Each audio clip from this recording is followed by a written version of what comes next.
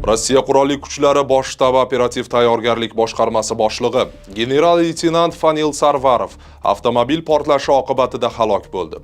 Tergov buni Ukraina maxsus xizmatlari bilan bog'lab tekshiryapti. 22 dekabr dushanba kuni ertalab Rossiya poytaxti Moskva shahrida yengil avtomobilda portlash ro'y berdi. Portlash oqibatida general Fanil Sarvarov og'ir tan jarohati oldi va halok bo'ldi. U Rossiya bosh shtabi operativ tayyorgarlik boshqarmasiga rahbarlik qilib kelgan. Rossiya Federatsiyasi tergov qo'mitasiga ko'ra general kasalxonaga olib borilganida vafot etgan.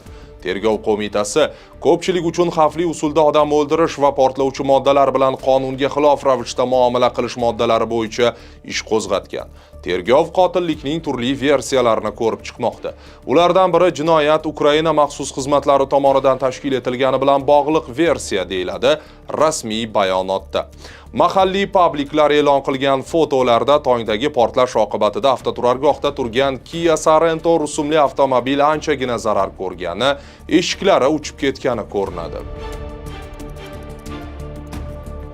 Fanil Sarvarov 1990-yilda Qozon Oliy tank qo'mondonlik bilim yurtida, keyinchalik tank qo'shinlari harbiy akademiyasida va Rossiya qurolli kuchlari bosh shtab harbiy akademiyalarida o'qigan.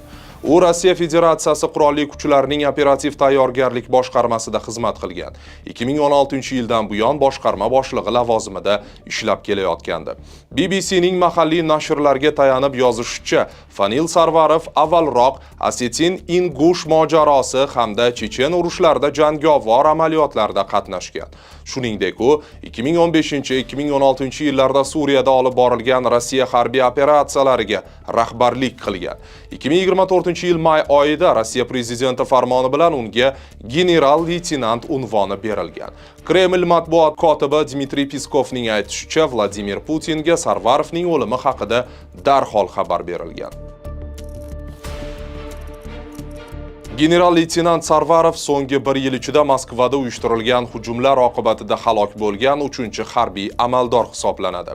Ukraina Sarvarovning o'ldirilishi yuzasidan rasman munosabat bildirmagan. Odatda Ukraina bunday siyosiy hujumlar uchun mas'uliyatni rasman tan olmaydi va da'vo qilmaydi.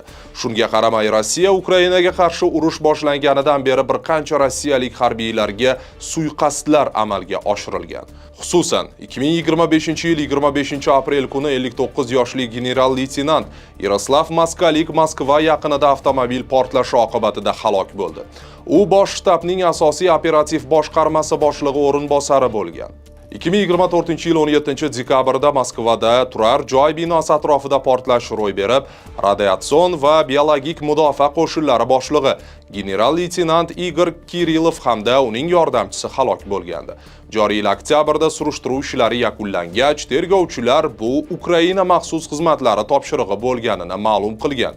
2024-yil 13 noyabr anneksiya qilingan Qrimda avtomobil ostiga o'rnatilgan bomba portlashi oqibatida rossiyalik harbiy xizmatchi Valeriy Trankovskiy halok bo'ldi.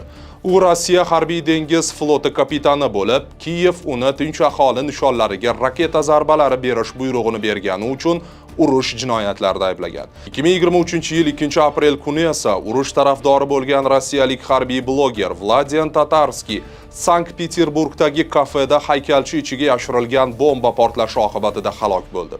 2022-yil 20-avgust urush tarafdori bo'lgan millatchi arbobning qizi Darya Dugina Moskva viloyatidagi avtomobil portlashi natijasida halok bo'lgan edi.